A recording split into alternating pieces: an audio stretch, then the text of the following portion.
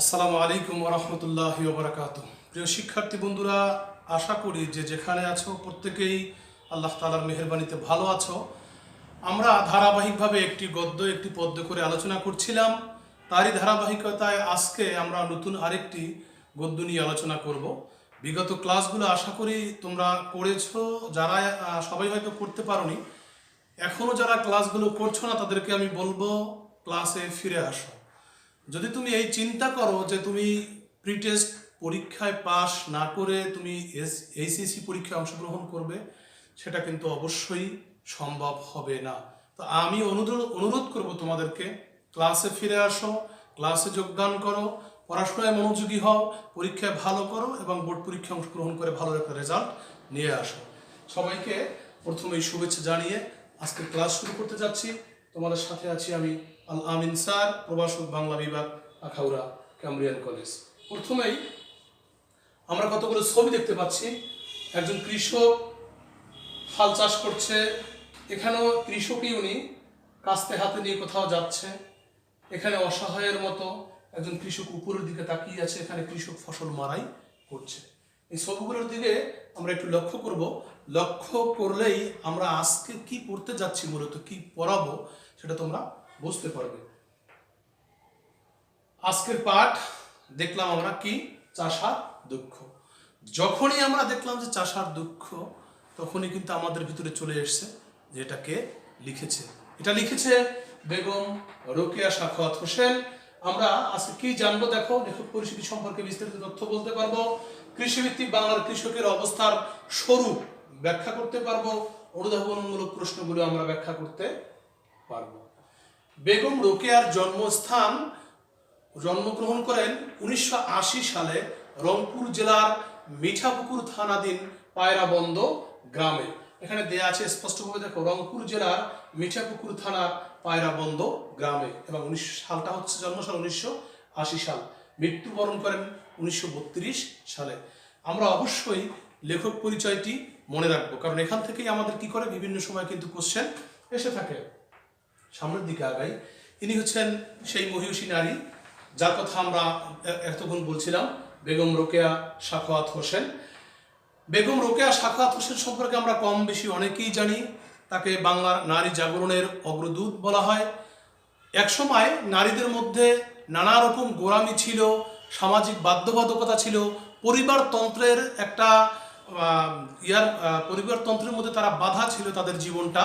কিন্তু বেগম রোকেয়া সাখাওয়াত হোসেন তার লেখনীর মাধ্যমে কি করেছেন, নারীদেরকে জাগানোর চেষ্টা করেছেন। চার দেয়ালের মধ্যে যে বন্দী রয়েছে নারীরা যে জাতীয় ক্ষেত্রেও অবদান রাখতে পারে, তাদের মধ্যে যে যোগ্যতা রয়েছে, সেই যোগ্যতার কথাই তিনি তার লেখনীর মাধ্যমে তুলে ধরে কি করছেন, নারীদেরকে সেই যে অবরোধ ভেঙে, অর্থাৎ যে চার দেয়ালের যে গণ্ডি, সেই গণ্ডি ভেঙে কি করেছেন, বাহিরে নিয়ে এসছেন। তো বেগম রোকেয়া কি আমরা এখানে কি বলা আছে দেখো, বাঙালির মুসলিম নারী জাগরণের প্রতিকৃত বেগম রোকেয়া সাখাওয়াত হোসেন একাধারে ছিলেন বুদ্ধিজীবী, লেখিকা এবং সমাজ কর্মী। মতিচুর পদ্মরাগ, অবরোধবাসিনী সুলতানার স্বপ্ন, এগুলো তার বিখ্যাত গ্রন্থ। এই গ্রন্থগুলো তিনি রচনা করেন। এরপরে রয়েছে পাঠ পরিচিতি। পাঠ পরিচিতিটা আমরা আমাদের মতো করে ব্যাখ্যা করার চেষ্টা করব। এখানে কি আছে সেটা নয়, আমরা দেখেছি, আমরা যখন ফার্স্ট ইয়ারে বসে এটা পড়েছি, চাষার দুঃখ সম্পর্কে আমরা অনেকে অনেক কিছু জানি, হয়তো অনেক কিছু ভুলেও গেছি। মূলত বেগম রোকেয়া সাখাওয়াত হোসেন যখন এই প্রবন্ধটি রচনা করেন, তার প্রায় 150 বছর আগেকার কথা তিনি এখানে তুলে ধরেছেন। আমরা চাষার দুঃখ প্রবন্ধের মধ্যে দেখতে পাই যে 150 বছর আগে কি করেছে, 150 বছর আগে কৃষকদের যে অবস্থা এবং বর্তমান যে অবস্থা, সেই অবস্থা তিনি তুলে ধরেছেন। এক সময় এই আমাদের এই উপমহাদেশের মধ্যেই কৃষকরা কি করত, আচ্ছা, চাষার দুঃখ বর্ণনা করার পূর্বে তিনি কি করেছেন, তিনি আধুনিক যে সভ্যতা, সেই আধুনিক সভ্যতারও কিছু বর্ণনা করেছেন। Telephone, tape recorder, aeroplane, tramway, railway, নানান আধুনিক উপকরণের কথা, যেগুলো আমাদের দৈনন্দিন জীবনকে সহজ করে দিয়েছে, এগুলোর কথা তিনি বর্ণনা করেছেন। এরপরে এগুলো বর্ণনা করার মাধ্যমে আমরা যে সভ্য হয়েছি, আমরা যে আধুনিকতায় পৌঁছেছি, এটা তিনি আমাদের সামনে তুলে ধরেছেন। পাশাপাশি মূলত এই যে আমরা সভ্য হয়েছি, সারা বিশ্বে যে সভ্যতার চাকা ঘোরাচ্ছে, যে শ্রমজীবী মানুষগুলো, যেই কৃষকগুলো এই সভ্যতার চাকা ঘোরাচ্ছে, সেই শ্রমজীবী মানুষদেরকে আমরা কি করছি, তুচ্ছ তাচ্ছিল্য করছি।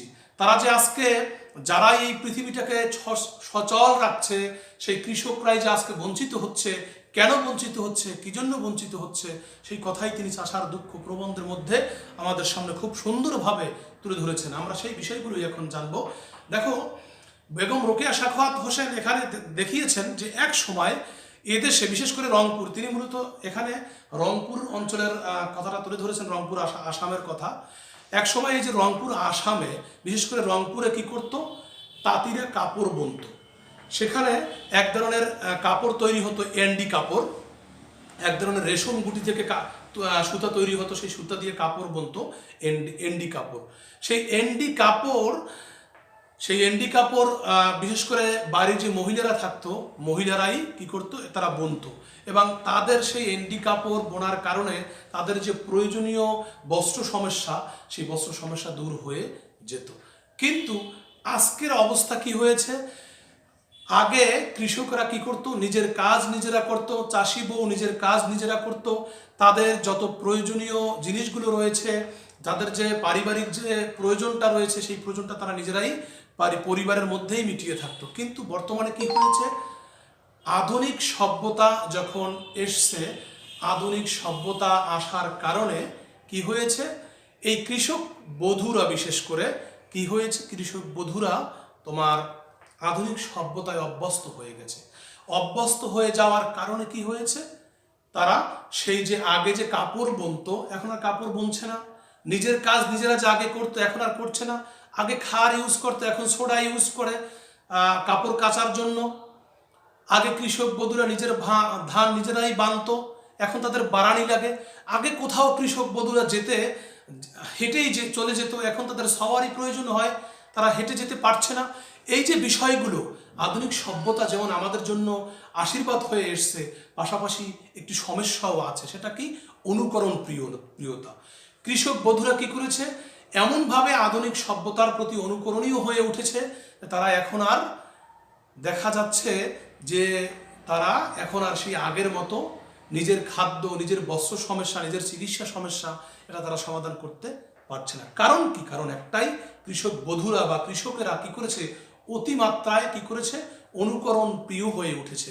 তাহলে কি করতে হবে, বেগম রোকেয়া দেখিয়েছেন যে এই যে এক সময় কৃষকেরা কাপড় বুনতো, তাদেরকে আবার সেই কাপড় বোনার পেশায় ফিরে যেতে হবে। অর্থাৎ কুটির শিল্প যেটাকে বলা হয়, সেই কুটির শিল্পের বেশি বেশি করে প্রসার করতে হবে এবং নারীদেরকে কি করতে হবে, উপযুক্ত শিক্ষায় শিক্ষিত করতে হবে। যদি এই কাজগুলো আমরা করি, নারীদেরকে যদি এই শিক্ষাগুলো দেয়া যায় এবং কুটির শিল্প যদি বাস্তবায়ন হয়, তাহলে কৃষকদের দুঃখ, অর্থাৎ চাষিদের যে দুঃখ, আবার ঘুচে যাবে। এই কথাগুলোই বেগম রোকেয়া অত্যন্ত সাবলীল এবং সুন্দরভাবে চাষার দুঃখ প্রবন্ধের মধ্যে আমাদের সামনে তুলে ধরেছেন। তো এগুলোই আমরা পড়লাম। এখন এই চাষার দুঃখ প্রবন্ধের মধ্যে আরও কিছু যে বিষয়গুলো রয়েছে, বিশেষ করে গুরুত্বপূর্ণ লাইনগুলো, অনুধাবনমূলক প্রশ্নগুলো পড়ার মাধ্যমে ফাঁকে ফাঁকে আমরা সেই বিষয়গুলো বোঝার চেষ্টা করব। চলো আমরা অনুধাবনমূলক প্রশ্নগুলো দেখি। দেখো, শিরে দিয়ে বাঁকা তাজ ঢেকে রাখে টাক। শিরে দিয়ে বাঁকা তাজ ঢেকে রাখে টাক, অর্থাৎ তাজ বা মুকুট ব্যবহার করে কি করা, টাক ঢেকে রাখা। আসলে এখানে কি বোঝানো হয়েছে, বোঝানো হয়েছে এটাই, আধুনিক সভ্যতার প্রতি অনুকরণ প্রিয়তা এতভাবে বেড়ে গেছে কৃষকদের মধ্যে যে এখন তারা আধুনিক সভ্যতায় অভ্যস্ত হয়ে গেছে। এখন আর সেই আগের মতো কুটির শিল্পে তারা অভ্যস্ত নেই। অর্থাৎ তারা কি করছে, তাদের দারিদ্র্যকে ঢাকার চেষ্টা করছে আধুনিক সভ্যতার প্রতি অনুকরণশীল হয়ে। তো অর্থাৎ এটাই এখানে বোঝানো হয়েছে যে কৃষক বধূরা বা কৃষকরা এখন সভ্যতার প্রতি অন্ধ অনুকরণীয় হয়ে উঠছে। এরপরে আছে, খেয়াল করে দেখো, সভ্যতা বিস্তারের পাশাপাশি দেশি শিল্প ক্রমশ বিলুপ্ত হইয়াছে, কিভাবে ব্যাখ্যা করো। আচ্ছা, সভ্যতা বিস্তারের পাশাপাশি কেন দেশি শিল্প বিলুপ্ত হইয়াছে?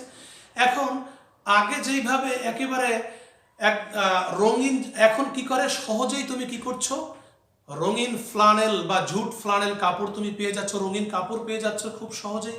তাই এখন এত সুন্দর রঙিন কাপড় আমি যদি পেয়ে যাই, তাহলে শুধু শুধু কষ্ট করে কেন তাঁত দিয়ে আমি কাপড় বুনবো, কেন কষ্ট করে রেশম দিয়ে কাপড় বুনবো, আমি কষ্ট করতে যাবো কেন? এত সুন্দর কাপড়, রঙিন কাপড় এখন আমাদের বিভিন্ন ওয়েল ফ্যাক্টরিতে পাওয়া যায়।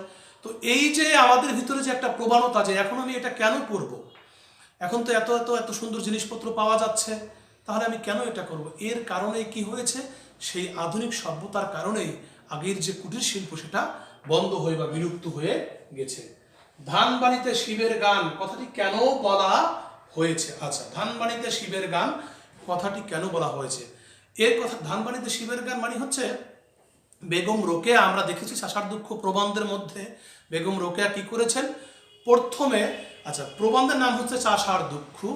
চাষাদের দুঃখের কথাই বেগম রোকেয়া এই প্রবন্ধের মধ্যে বর্ণনা করবেন এবং করেছেনও। কিন্তু চাষার দুঃখ বর্ণনা করার পূর্বে তিনি কি করেছেন? আধুনিক সভ্যতা সম্পর্কে তিনি আমাদের সামনে কিছু কথা বলেছেন। এখন এই কথাটি সম্পর্কেই বেগম রোকেয়া আবার নিজের সম্পর্কেই বলেছেন যে হয়তো এই যে আমি আধুনিক সভ্যতা সম্পর্কে কথা বলেছি, এটা দেখে হয়তো কেউ কেউ এরকম প্রশ্ন করবে যে তুমি আসছো বাপু চাষিদের দুঃখের কথা বর্ণনা করতে, তাহলে আধুনিক সভ্যতার কথা কেন না বর্ণনা করছো? অর্থাৎ ধানবাড়িতে শিবের গীত কেন? তুমি বলবে একটা আর একটা কেন? মূলত এক সময় মানে বর্তমানের যে সভ্যতা যে উন্নত হয়েছে, উন্নত হওয়ার পাশাপাশি যে একটা শ্রেণী যে বঞ্চিত হচ্ছে বিভিন্ন দিক থেকে, মূলত সেটা বোঝাতেই রোকেয়া সাখাওয়াত হোসেন কি করেছেন যে আধুনিক সভ্যতা বর্ণনার পাশাপাশি চাষার দুঃখের কথাও বর্ণনা করেছেন। এটাই হচ্ছে ধানবাড়িতে শিবের গীত। অনুকরণ প্রিয়তা নামক আর একটা ভূত তাহাদের স্কন্ধে চাপিয়া আছে, ব্যাখ্যা করো মানে কি? অর্থাৎ চাষির বউরা এখন কি করছে? অনুকরণ করতে শুরু করেছে। ওই যে জমিদারের স্ত্রী, ওই যে বড়লোকের স্ত্রী, তারা কি করছে, তারা কিভাবে চলছে, তারা কোন রকম কাপড় পরছে। আমাদের বর্তমান চিত্র আমরা যদি লক্ষ্য করি, আমরা বিভিন্ন ধরনের ইন্ডিয়ান সিরিয়াল দেখে, বিভিন্ন ধরনের নাটক সিনেমা দেখে আমরা কি করি? অনুকরণ করছি না? অবশ্যই আমরা অনুকরণ করছি। আমরা বলি যে ও এটা করছে আমি এটাই করব, ও এটা করছে আমি এটাই করব। না, এটা ঠিক নয়। অনুকরণ প্রিয়তাকে এখানে কি বলেছেন লেখিকা? ভূত বলেছেন। অর্থাৎ তুমি যখন এইভাবে অনুকরণ প্রিয়তা তোমার ভিতরে চলে আসবে, তখন কিন্তু তোমার ভিতরে কি আস্তে আস্তে দেখবা যে তুমি কি করছো, তোমার যে মূল দায়িত্ব থেকে তুমি দূরে সরে যাবে এবং সেক্ষেত্রে দেখা যাবে একসময় তুমি বিপদের সম্মুখীন হবে। পাছায় কেন তেনা জোটে না? আচ্ছা, ফন্ট ঝামেলার কারণে ঝফলাটা একটু ঝামেলা হয়েছে। পাছায় কেন তেনা জোটে না? কিভাবে তেনা জুটবে? এত কষ্ট করছে কৃষকরা, এত কিছু করছে, যেই কৃষকরা কি করছে এত কষ্ট করে পাট উৎপাদন করছে, অথচ তারাই কি করতে পারছে না? তাদের প্রয়োজনীয় বস্তুটুকু তারা পাচ্ছে না। কারণ কি? কারণ হচ্ছে আধুনিক সভ্যতা। কারণটা কি? আধুনিক সভ্যতা। যাই হোক, এন্ডি শিল্প বলতে কি বোঝানো হয়েছে? আচ্ছা, এন্ডি শিল্প কথা একটু আগে বলেছি। রংপুর অঞ্চলে এক ধরনের রেশম গুটি থেকে যে সুতা উৎপন্ন হয়ে করে সেটা দিয়ে যে কাপড় তৈরি করা হতো, ওই সময় ওইটাকে কি বলা হতো? এন্ডি শিল্প বলা হতো। পরের যে কোশ্চেনগুলো, আবার মজা দেখুন, লেখক কেন কথা বলেছেন ব্যাখ্যা করব। আবার মজা দেখুন, এই কথাটা লেখক বলার কারণ হচ্ছে, দেখো আমরা কি করেছি, আধুনিক সভ্যতায় অভ্যস্ত হওয়ার কারণে আমরা কি করেছি, আমরা সেই এন্ডি কাপড় পরিত্যাগ করেছি। অথচ সেই এন্ডি কাপড়ই ইউরোপে কি করছে? আসাম সিল্ক নামে ইউরোপের বিভিন্ন নারী পুরুষদের অঙ্গে শোভা পাচ্ছে। যেই কাপড়টাকে আমি এখান থেকে পরিত্যাগ করেছি, যে কাপড়টা আমি পরছি না এখন, এন্ডি কাপড়, সেই এন্ডি কাপড়টাই কি করছে? বিদেশিরা পরছে। কি নাম দিয়ে? আসাম সিল্ক নামে। একই কথা।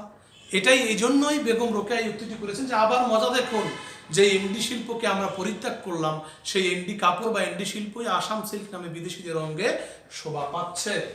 অনুকরণ প্রিয়তা কিভাবে চাষিবৌদের জীবনে দারিদ্র্য নিয়ে এসছে? হ্যাঁ, চাষিবৌদের জীবনে কিভাবে দারিদ্র্য নিয়ে আসছে?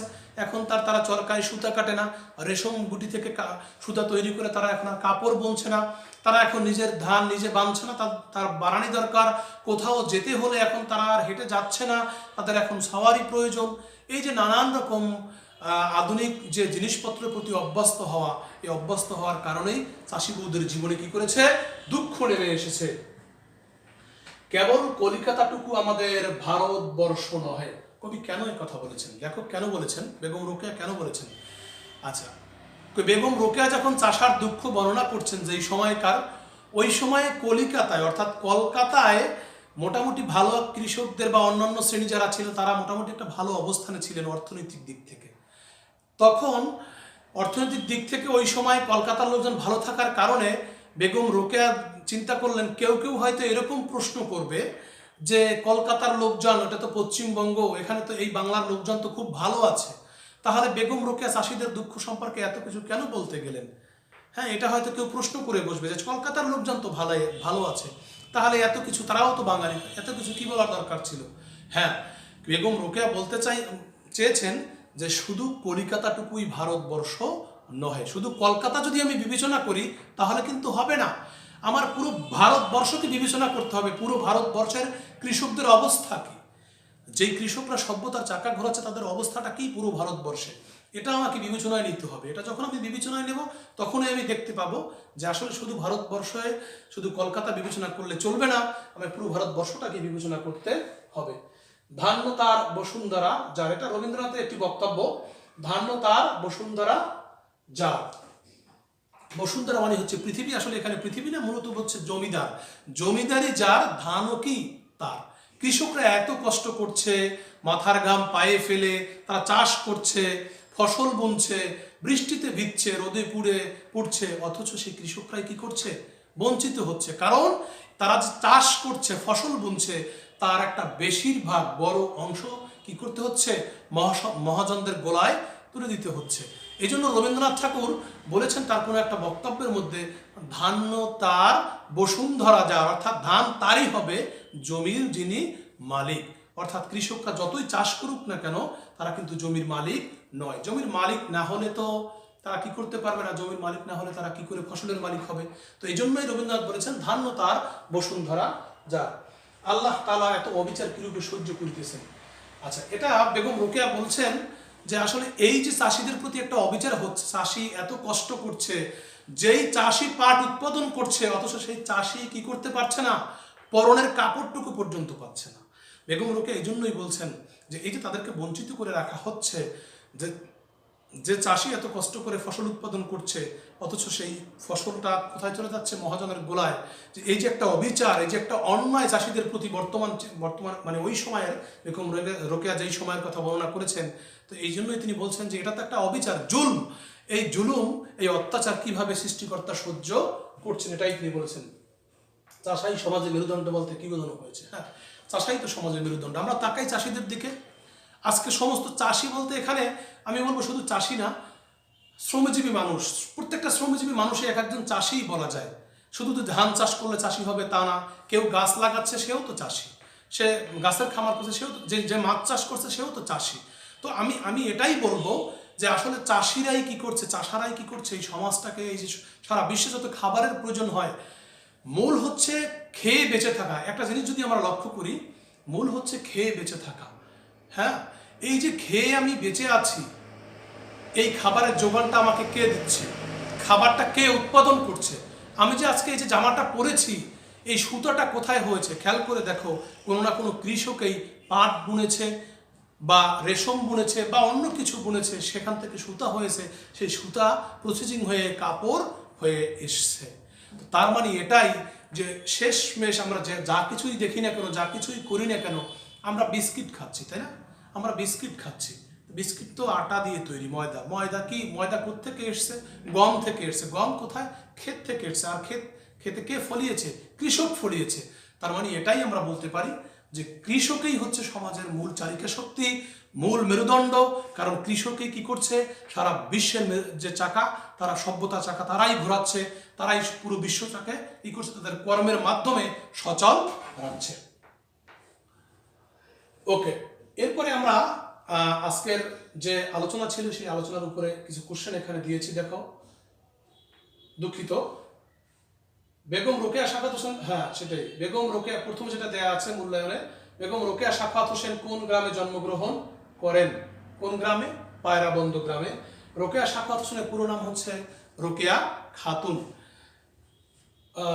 একটা কোশ্চেন এখানে একটু মিস্টেক হয়ে গেছে, কার অনুপ্রেরণায় রোকেয়া সাখাওয়াত হোসেন এর জ্ঞান অর্জনের পথ সুগম হয়? তার স্বামীর অনুপ্রেরণায়। যদিও আমরা এটা মানে আজকে স্লাইডের মধ্যে পড়িনি, কিন্তু আমরা পাঠ পরিচিতিটা যদি সুন্দরভাবে পড়ি আর একটু বিস্তারিতভাবে লেখক পরিচিতি, লেখক পরিচিতিটা যদি আমরা সুন্দরভাবে পড়ি তাহলে আমরা দেখব সেখানে যে তার যে স্বামী, তার স্বামীর অনুপ্রেরণাতেই, সাখাওয়াত হোসেনের অনুপ্রেরণাতেই কবি রোকেয়া সাখাওয়াত হোসেন কী করেছেন, তিনি তার যে জ্ঞান অর্জনের পথ সেটা সুগম হয়। প্রিয় শিক্ষার্থী বন্ধুরা, আজকের আলোচনা আমাদের এই পর্যন্তই ছিল।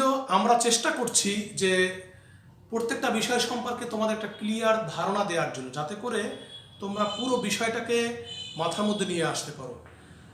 একটা বিষয় আমি এখানে একটু বলে রাখবো, সেটা হচ্ছে প্রশ্ন যেখান থেকে আসুক না কেন আমরা যাতে উত্তর দিতে পারি, আমি কিন্তু সেই সিস্টেমেই আমি তোমাদেরকে ক্লাসটা নেওয়ার চেষ্টা করছি।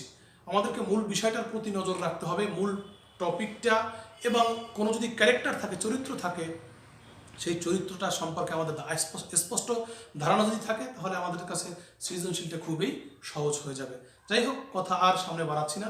প্রত্যেকেই ভালো থাকো, প্রত্যেকেই ক্লাসের প্রতি মনোযোগী হও। নতুন করে এখন পর্যন্ত যারা ক্লাসে জয়েন করছো না, ক্লাসে জয়েন করো। আল্লাহ হাফেজ। আসসালামু আলাইকুম ওয়া রাহমাতুল্লাহি ওয়া বারাকাতুহু।